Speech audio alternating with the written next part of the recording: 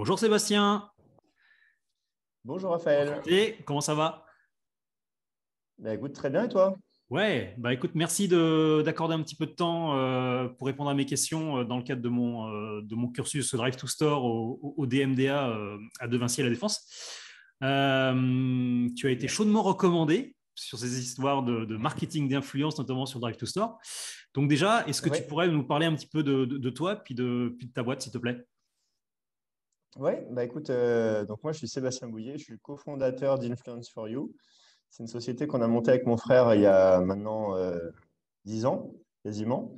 Et donc on a vu évoluer ce segment de l'influence marketing dans lequel on est tombé vraiment purement par hasard parce qu'à la base on est parti d'un site d'e-commerce dans le gaming qui nous a fait connaître les YouTubers et puis de fil en aiguille on en est venu à monter cette activité-là et à switcher complètement de business model. Voilà, donc aujourd'hui, Influence for You, c'est l'un des principaux acteurs sur ce marché-là, avec une plateforme dédiée à l'influence marketing et de l'accompagnement de la part de nos équipes projet. D'accord. Alors, du coup, l'influence, souvent on dit que c'est plutôt dédié aux jeunes, mais dans votre book, j'imagine que vous avez un certain nombre. Est-ce que ça s'adresse à toutes les tranches d'âge et sur toutes les thématiques? Alors, ça s'adresse encore aujourd'hui principalement aux moins de 35 ans, très clairement. Donc, c'est tous ceux qu'on appelle les millennials, soit qui sont nés après les années 2000, soit qui ont grandi avec l'essor vraiment de l'Internet et qui ont tout de suite capté les usages des réseaux sociaux. On commence à aller un petit peu au-delà, à avoir des silver influenceurs, donc c'est des Ouais. retraités aussi qui, pour passer le temps, s'expriment sur les réseaux sociaux et acquièrent des communautés encore faibles par rapport aux autres segments, mais qui commencent à réunir des quelques milliers ou quelques dizaines de milliers de personnes pour les plus importants. Ah bah, je te confirme parce que moi j'ai ma maman qui a 71 ans, qui a un immense jardin et qui regarde des influenceurs sur YouTube pour savoir quoi planter, comment planter, et ainsi de suite. Donc il y en a. Exactement, voilà. Mais après, bon, YouTube, c'est formidable, c'est une bibliothèque vidéo, donc on peut taper tout et n'importe quoi. On a à chaque fois des gens passionnés qui nous racontent comment faire les choses au mieux, donc c'est vrai que ça capte beaucoup d'attention et d'intérêt pour et à la fois les utilisateurs de YouTube, mais aussi les marques. Ça marche. Alors, du coup, quels sont les secteurs qui fonctionnent le mieux dans l'influence? Bah, j'ai envie de dire tous ceux qui s'adressent à des gens qui ont moins de 35 ans et qui vont pas sur des sujets trop techniques. Et quand je dis technique, je pense aujourd'hui toutes les opérations qu'on mène dans le secteur de la finance, de l'assurance, des choses comme ça sont encore au balbutiement comparé à d'autres secteurs. Mais après, on va avoir évidemment en tête les traditionnels clichés du lifestyle, de la beauté, du gaming, du high-tech, le voyage. Enfin, voilà, tous ces segments très grand public, ça fonctionne hyper bien sur les réseaux sociaux, quel que soit le réseau social. D'accord. Avec mes étudiants, on a vu pas mal, on va dire, de points techniques pour faire des campagnes de Drive to Store, donc toute la partie search, avec tout ce qui est Google, My Business, Waze et tout ça. Et également toute la partie retail média, hein, notamment sur les médias sociaux. Du coup, Oui. l'influence sur to Store, parce que je crois que c'est le nom officiel, est-ce que ça fonctionne et c'est quoi la bonne recette? Alors, ça fonctionne. Maintenant, il faut quand même comprendre que, par définition, quand on est sur les réseaux sociaux, on touche des audiences qui sont très larges et qui sont du coup disséminées un petit peu partout en France. Donc, quelqu'un qui aurait son salon de coiffure spécifiquement à Besançon, l'influence marketing tout seul risque d'être un peu un coup d'épée dans l'eau parce qu'on va toucher des gens qui sont potentiellement à Perpignan, à Brest et qui du coup se trouveront ça très intéressant mais ne pourront pas se rendre dans le salon de coiffure de Besançon. Donc, ce qu'il faut pour que ça marche, l'influence to store, il faut quand même avoir des points de vente qui sont répartis un petit peu partout en France, de manière à ce que pour un euro investi en marketing d'influence, on n'en ait pas 80 centimes qui partent à la poubelle, ça serait dommage. Donc ça, D'accord. c'est un premier point.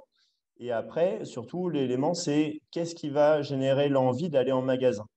Donc ça, on peut avoir des techniques avec des codes promo qui sont valables qu'en magasin, faire la promotion d'une offre qui n'est que en boutique et pas en digital, ou des choses comme ça. Mais donc ça fonctionne très bien du moment qu'on a bien capté le fait que c'était une audience répartie sur le territoire national et qui est quand même très adepte du digital. Donc pour les faire aller en magasin, il faut une motivation très importante. Ouais, c'est-à-dire que sur vraiment des événements un peu locaux, c'est plus compliqué de pouvoir cibler, notamment par rapport à la répartition géographique. Voilà, après, on peut avoir des événements où on va faire venir un influenceur dans un point local, une ouverture de magasin par exemple, ou une rénovation, des choses comme ça. Et donc après, ça se prépare. Mais effectivement, on peut faire des animations un peu plus locales comme ça. D'accord. Tu as des exemples à nous donner avec l'un de vos clients, qui ne soient pas trop confidentiels et avec des taux de conversion? Oui, alors, un exemple très, très concret qu'on a mené pour une chaîne de magasins de déstockage.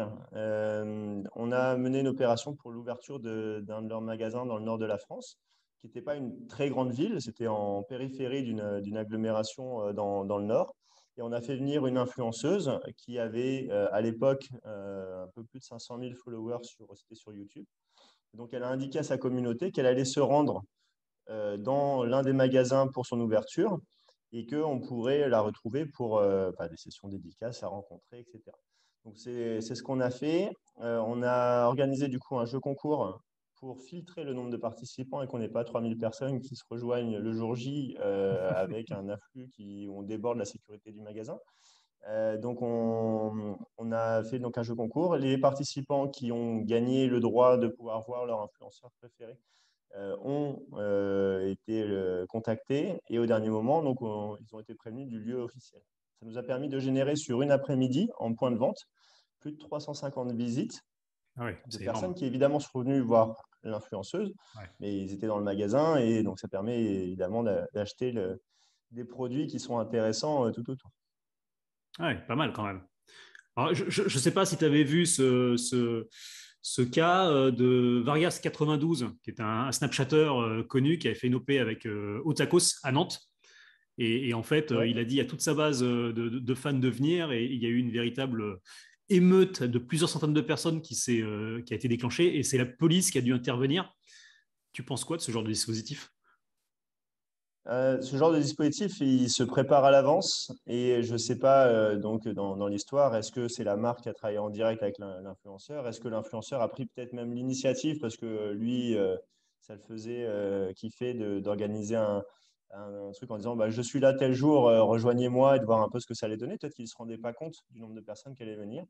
Mais en tout cas, très clairement, un événement de ce type-là, faut que ça soit préparé, il faut qu'il y ait la sécurité qui soit en amont. Comme je disais, il faut aussi filtrer avec par exemple, un jeu concours pour limiter le nombre de personnes qui auront accès à ce lieu et après éventuellement répartir avec des segments horaires de manière à avoir une affluence qui soit gérable. Mhm. Mais voilà, donc je Clairement. pense que c'était un peu amateur là en l'occurrence. Est-ce que ça a été fait avec des professionnels ou est-ce que ça a été initié tout simplement par Je ne sais l'influenceur? J'en pas. sais rien. Alors, on parle beaucoup de gros influenceurs, hein, comme Vargas ou ceux que tu as pu avoir, hein, parce que déjà, tu me parlais de 500 000, donc c'est quand même assez énorme. Mais j'ai lu pas mal d'études sur la partie Drive to Store où on parle de plus en plus de micro-influenceurs, voire carrément de nano, Ouais. avec du coup des salaires, entre guillemets, des REM un peu moins, enfin beaucoup moins hautes. Alors la question, c'est qu'est-ce qui fonctionne le mieux dans une stratégie Drive to Store et surtout dans le local? Est-ce que c'est prendre un macro, peut-être plus pour faire du branding, ou est-ce que c'est de prendre des micros? Alors, c'est deux approches différentes. Effectivement, je vais un petit peu caricaturer parce que c'est pas exactement ça dans les faits, mais on va dire que ceux qui sont des macro-influenceurs sont des professionnels de l'influence marketing. Ils ont décidé d'en faire leur activité à temps plein. Et donc, pour pouvoir vivre et payer leurs factures à la fin du mois, ils se font rémunérer pour les opérations commerciales avec les marques. Quand on vient travailler avec des influenceurs plus petits, souvent ce sont des gens qui ont l'influence marketing comme passion à côté parce qu'ils aiment animer, enfin parler de leur sujet passion. Ils sont flattés et ravis de faire des partenariats avec des marques. Et on est sur des enjeux financiers qui sont moins importants, voire parfois du simple échange de marchandises. Donc c'est là où ça peut être intéressant de travailler avec des influenceurs plus petits pour deux raisons. Cet aspect-là qui permet de prendre un peu moins de risques et ça nécessite moins d'organisation comme ce qu'on a évoqué juste avant, où il faut prévoir la sécurité, etc. Là, on n'est pas dans ce cadre-là. Et donc, on va pouvoir faire, je ne sais pas moi, quelqu'un qui a 10 000 ou 15 000 followers sur Instagram, voire moins, on va pouvoir lui offrir, je sais pas, une nuit d'hôtel, un massage, bref, tous les commerces de proximité qui peuvent être présents autour de chez cette personne pour qu'elle puisse le tester. Derrière, la personne va en parler, souvent juste contre un échange de prestations. Donc, il n'y a pas de coût particulier. Et du coup, ce que j'évoquais tout à l'heure sur le fait de perdre 80 centimes sur 1 € investi en influence marketing, bah là, on n'est pas dans ce cadre-là parce que on a offert une prestation, c'est un coût, mais Un beaucoup coup, moins ouais. fort. Mais derrière, on ne prend pas le risque d'avoir son budget marketing grévé à l'année parce qu'on on n'a pas touché la bonne cible à la fin. Donc, on a des exemples où ça marche très bien. Pour travailler la micro-influence et la nano-influence, donc pour ceux qui ne connaissent pas la nano-influence, c'est du marketing consommateur, hein, pour faire simple. C'est un peu importe la taille de la communauté qu'il y a derrière, c'est une personne qui consomme, qui va chez son artisan du coin et qui va faire découvrir ses services. Donc l'avantage, c'est que pour travailler avec ces gens-là, donc ça coûte moins cher d'une part, mais surtout, pour pouvoir bien le faire, il faut des outils pour pouvoir identifier et géolocaliser les influenceurs qui sont autour de son commerce Ouais. pour ensuite les contacter et offrir la prestation souhaitée. Et on peut même, autre chose que nous on propose sur notre plateforme, outre la géolocalisation, on propose aussi de générer des avis consommateurs. C'est-à-dire que quitte à offrir une prestation, et donc j'offre 1 heure de massage par exemple, et en Mhm. plus je demande à l'influenceur, qui peut être un consommateur, parce que ça peut être un nano-influenceur, on va lui demander, OK, en échange, est-ce que tu peux me faire, je sais pas, une story Instagram et Ouais. un avis Google par exemple. Donc ça, c'est des mécaniques qui marchent très bien si on fait bien son job et que la qualité du massage, par exemple, est satisfaisante. On rentrera pas dans le détail. Ah, ça me fait penser qu'il y a quelque chose qui est complètement, qui est complètement inconnu, c'est qu'il y a toute une communauté de testeurs professionnels sur Amazon ou contre les produits et j'ai des amis autour de moi qui ont dans leur cave des boîtes et des boîtes et des boîtes uniquement parce que c'est devenu, ils laissent des avis à tour de bras. Hein. Donc ça, Bah, on voit l'enjeu aujourd'hui quand on achète quelque chose. Si c'est un produit qui n'a pas d'avis ou qui a des avis qui ne sont pas terribles, bah, en clairement. général, c'est un énorme frein à l'achat. Donc, c'est hyper important de travailler cette mécanique d'avis consommateur, que ce soit des avis Google, que ce soit des avis Amazon ou autres, Sephora, etc. Complètement, ouais. Aujourd'hui, on a beaucoup de plateformes, enfin de médias sociaux où il faut être présent. Aujourd'hui, pour toi, c'est quoi là où les plateformes où il faut absolument être? Alors, il y en a 3 en termes d'audience où pour moi, il faut être absolument, c'est YouTube, Instagram et TikTok. Aujourd'hui, c'est les 3 principales. Chacune ont leurs avantages et inconvénients. Faire une vidéo YouTube, on est plus dans le temps long. On va expliquer des choses, peut-être parfois techniques, des tutos, des choses comme ça. Mais on a le temps de pouvoir s'exprimer. On peut faire des vidéos de 20 minutes, 30 minutes, comme des vidéos de 5 minutes. Voilà, il n'y a pas de contrainte. Par contre, c'est relativement peu incitatif à l'achat dans la mesure où pour cliquer sur un lien, le lien, il faut le mettre dans la barre de description qui est en dessous de la vidéo. Sur les mobiles, cette barre de description, on ne la voit pas bien. Donc voilà, c'est un peu compliqué, donc c'est un frein. Par contre, YouTube, c'est le deuxième moteur de recherche du monde. Donc en termes de référencement, on y gagne énormément à travailler dessus. Ensuite, Instagram, on est sur l'image. Quand on est sur la partie photo, on peut faire des vidéos plus ou moins courtes, que ce soit des stories, où là, mais on est vraiment sur des formats du snacking. Je peux me mettre un lien en swipe up pour aller très vite, pour profiter d'une offre. Donc, typiquement, j'ai une offre, je sais pas, moins 30% en boutique aujourd'hui. Bah, je conseillerais de faire des stories Instagram pour la promouvoir. Ça sera plus pertinent que de faire du YouTube.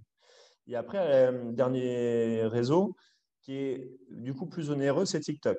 TikTok, c'est vraiment une marque comme Otakos qu'on évoquait tout à l'heure. Ouais. L'esprit d'un Otakos, c'est tout à fait d'aller sur du TikTok.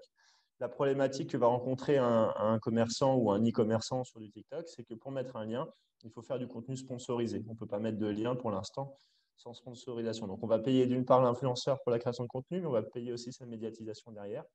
Donc, ça fait un coût qui n'est pas forcément négligeable pour des gens en local qui n'ont pas forcément tous des gros moyens.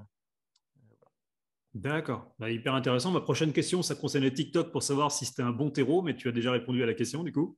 Et j'en avais une autre concernant Twitch. Voilà, bah, j'apporterai juste une précision Ouais. sur TikTok. C'est qu'on est parti d'un réseau social où les audiences étaient extrêmement jeunes. On est en train de monter en âge assez fortement et on diversifie les contenus. Donc voilà, après, c'est des codes très particuliers à utiliser, Ouais. mais c'est un peu moins le cliché du teenager qui passe son temps sur TikTok. Ça l'est toujours beaucoup, mais on a quand même beaucoup évolué en 1 an et demi de confinement. Et on n'a pas parlé de Snapchat. Est-ce que TikTok Ouais. a pris la place de Snapchat? Alors, j'ai envie de dire, déjà, Instagram a pris la place de Snapchat en copiant ses fonctionnalités principales, Tout à ce fait. qui a ramené énormément d'influenceurs sur Instagram parce que si on se met à leur place, enfin, être influenceur, c'est aussi créer du contenu. Si je multiplie les réseaux sociaux, c'est-à-dire qu'il faut que je multiplie les contenus que je vais créer. Donc, à partir du moment où Snapchat a été copié par Instagram, Ouais. ben, j'avais tout intérêt en tant qu'influenceur à me concentrer un peu plus sur Instagram et à laisser tomber Snapchat. Donc, c'est pas mort hein, comme réseau social, mais c'est juste que nous, aujourd'hui, c'est une très, très faible partie de nos activations aujourd'hui au profit D'accord. d'Instagram, très clair. Et puis on a vu, alors un peu moins maintenant, mais au début des Reels sur Instagram, la plupart des vidéos, il y avait le logo TikTok dessus. Donc il faisait d'une pierre Oui, deux coups. Et, exactement. ouais, Bah, de toute donc, façon, on est dans une guerre des formats et tout le monde se copie pour bah, bien attirer plus entendu. d'audience, hein, parce que comme on a plus de réseaux sociaux maintenant, bah, attirer l'attention, c'est plus dur qu'avant. Donc, il faut trouver des nouveaux formats et des innovations. J'ai pas mal de mes étudiants qui sont sur Twitch également et qui voient les médias arriver dessus, les marques arriver dessus. Tu penses que c'est quelque chose à suivre? Alors, oui, Twitch a pris une ampleur très, très importante. Je pense pas suffisamment, enfin, suffisamment, pas encore autant en Europe que ça l'est aux États-Unis. En tout cas, les possibilités qu'on a sur Twitch sont extrêmement variées. Ça reste encore beaucoup de gaming, de high-tech, mais là aussi, ça se diversifie de plus en plus. Mais je pense que le format du live permet énormément de choses que les formats des autres réseaux sociaux empêchent. En tout cas, si je suis une marque, Ouais. être présent sur un live pendant 2 heures, déjà en termes de mémorisation des messages, c'est quand même extrêmement fort, même si je touche très peu de gens, parce qu'un bon live, c'est quelques milliers de followers, hein, comparé à des centaines de milliers de vues sur Insta, TikTok ou YouTube. Mais voilà, ça apporte quelque chose d'autre, une interaction. On peut un peu plus jouer avec la marque, discuter avec la marque. Et puis, on a vu notamment des campagnes Pixar, par exemple, qui ont été formidables sur Twitch, où Mhm. on voyait quasiment des effets spéciaux en Oui, plein live. exact. Voilà, on peut faire des trucs magiques sur Twitch. C'est pour ça que chaque plateforme a son avantage et son inconvénient. Donc à Il surveiller, faut ouais. un mix de tout ça. Ouais. Et alors, du coup, tu me fais ma transition pour la question d'après sur la partie live. Avec le confinement, on a vu l'émergence du live shopping, notamment drivé par des influenceurs, hein, comme chez Etam, par exemple. C'est quelque chose Ouais. que vous suivez, que vous proposez déjà? Alors, c'est des actions qu'on mène aujourd'hui déjà. Après, il faut bien le faire. Là encore, un live shopping, ça peut être vite quelque chose de cheap. Donc, si on veut, il y a deux façons de le faire. Soit on se met sur les réseaux de l'influenceur, et dans ces cas-là, on sera dans sa ligne éditoriale habituelle. Mhm. Et puis, donc là, on peut faire des choses très sympas à moindre coût. Maintenant, si on veut driver l'audience de l'influenceur vers une page web spécifique sur le site de la marque, donc, c'est-à-dire qu'on va bien mettre l'influenceur dans un studio dans lequel il va présenter façon Oui, téléachat, hein. On n'a pas non bien plus sûr. inventé quelque chose d'incroyable. C'est quelque chose qui existe depuis des dizaines d'années. Il faut que ça soit bien fait. On a vu pas mal de live shopping où les moyens étaient pas trop mis sur le studio et du coup, ça rendait quelque chose de pas terrible. Et puis, il faut aussi trouver des influenceurs qui soient capables de l'animer. Il ne faut pas se cacher, il y a des influenceurs face cam, ils sont très boring, alors que quand ils font des contenus sur leur réseau, ils ne sont pas forcément face cam, ils sont passionnants. Puis c'est Donc monté voilà, en plus. Ouais. c'est un mix à trouver. D'accord, ça marche. Petite question qui fâche. Il y a souvent la question du sponsoring officiel des influenceurs qui revient sur la table. Alors, on lit tout et son contraire, hein, entre 50, 75, voire 25% de gens qui mettent le petit en partenariat avec la marque. Mhm. T'en penses quoi, toi? Et j'imagine qu'avec vos influenceurs, vous faites quand même attention à bien le mettre. Alors, déjà, nous, on est l'un des membres qui ont participé à la création du pôle influence de la RPP, qui est l'autorité de régulation des professionnels de la pub. Donc, c'est un sujet qui nous tient particulièrement à cœur. Et surtout que l'influence marketing, il y a eu, enfin, nous, on a été l'un des plus anciens sur le secteur.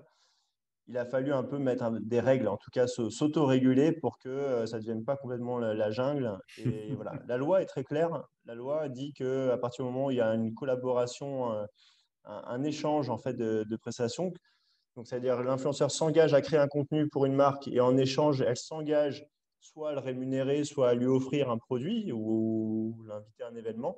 C'est une collaboration et ça doit être indiqué très clairement. Ça doit être indiqué de manière explicite, donc en français, instantané. Donc, soit c'est les fonctionnalités proposées par les réseaux sociaux, soit si on ne les utilise pas, ça veut dire qu'au début de la story, il faut dire c'est en partenariat ou c'est sponsorisé par. Voilà, donc ça, c'est des éléments extrêmement importants. Et si l'influenceur ne respecte pas ce point-là, il est sous le coup de pénalité. Et c'est là, pour le coup, ça veut dire c'est de la tromperie auprès de son audience. Et là, c'est du pénal et ça peut aller, c'est plusieurs années d'emprisonnement et des grosses amendes potentielles. Ok, au moins c'est clair. Il me reste une dernière question, hein, celle que je pose à tous mes intervenants. C'est si demain j'ai des étudiants qui voulaient venir bosser avec toi ou dans le secteur de l'influence, quel conseil tu leur donnerais? Alors, le premier, c'est déjà d'être passionné par les réseaux sociaux parce qu'on est sur un secteur qui évolue énormément et si on n'est pas à l'affût des nouveaux formats qui sont lancés, des dernières campagnes qui ont fait le buzz ou le bad buzz ou des choses comme ça, voilà, c'est très gênant. C'est un secteur qui va, je pense, beaucoup plus vite que la plupart des autres secteurs. En 6 mois, on peut voir l'émergence d'un réseau social qu'on n'avait pas senti venir avant, la disparition d'un autre ou des choses comme Ouais. ça. Donc ça, c'est très clairement le premier point. Après, on ne fait pas non plus des centrales nucléaires, donc il n'y a pas besoin d'une formation extrêmement compliquée pour venir travailler chez nous. Donc si on a la passion des réseaux sociaux et qu'on est un tant soit peu smart, ça marche très bien. Après, il n'y a pas de formation. Enfin, ça commence les formations en influence marketing, mais il n'y a pas aujourd'hui de formation où il faut absolument faire ça pour pouvoir travailler dans le secteur. Il n'y a pas besoin d'être influenceur pour venir travailler chez Influence for You. Non, on en a, mais tout le monde n'est pas influenceur chez Influence for You. Ça marche. Sébastien, merci beaucoup pour tes réponses et ta franchise. Hein. Et puis, Avec grand je plaisir. te dis, Merci pour je te dis à l'invitation. bientôt en tout cas. Merci beaucoup. Salut, Merci à bientôt. Raphaël.